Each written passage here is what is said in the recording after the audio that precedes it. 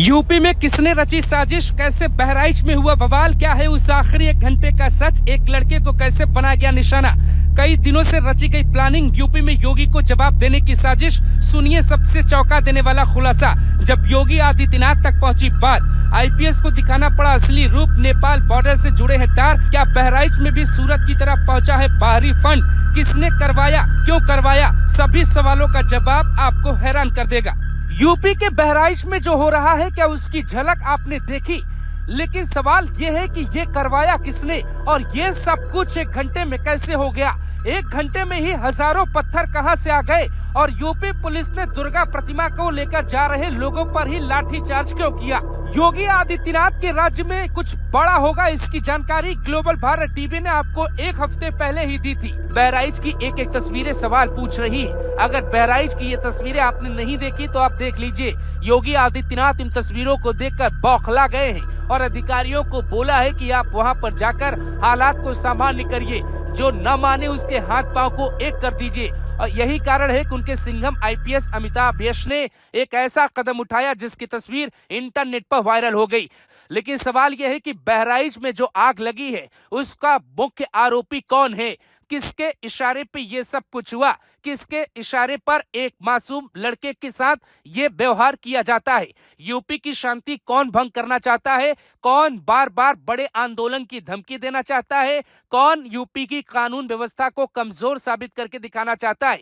ऐसे तमाम वो सवाल हैं जो आपके जहन में चल रहे होंगे। लेकिन बहराइच की एक एक तस्वीर बहुत हैरान इसलिए करती है क्योंकि यूपी में योगी आदित्यनाथ की सरकार है और उनके रहते हिंदू परिवारों पर अत्याचार कैसे हो सकता है?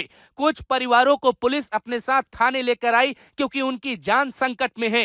क्या यूपी कश्मीर हो गया है? जिस बात का इशारा योगी आदित्यनाथ ने साल 2022 के चुनाव में कहा था कि अगर बीजेपी की सरकार नहीं आई तो यूपी केरल और बंगाल बन जाएगा। तो क्या यूपी को केरल, बंगाल और कश्मीर बनाने की कोशिश की जा रही है? क्या योगी की बढ़ती लोकप्रियता से चारों तरफ विरोधी बौखला गए हैं? क्या योगी की सख्ती के कारण उन्हें जवाब देने की तैयारी की जा रही है? क्या योगी आदित्यनाथ को यह बताने की कोशिश की जा रही है कि अगर आप पत्थरबाजों, अगर आप दंगाइयों और अगर आप अपराधियों पे बुलडोजर एक्शन और उनके हाथ पांव तोड़ेंगे तो जवाब आपको भी दिया जाएगा? यूपी के बहराइच में जो कुछ हुआ वो एकदम तुरंत नहीं हो सकता। इसके पीछे महीनों की कोशिश लगती है और एक साजिश भी लगती है। दावा किया जा रहा है कि जिस घर से पत्थरबाजी की शुरुआत हुई उस घर में पत्थरों का अंबार लगा हुआ था। दावा यह भी किया जा रहा है कि दुर्गा विसर्जन के दौरान जब लोग वहां से जा रहे थे और उन पे जो हमला किया गया, वो जो हथियार थे वो बेहद खतरनाक थे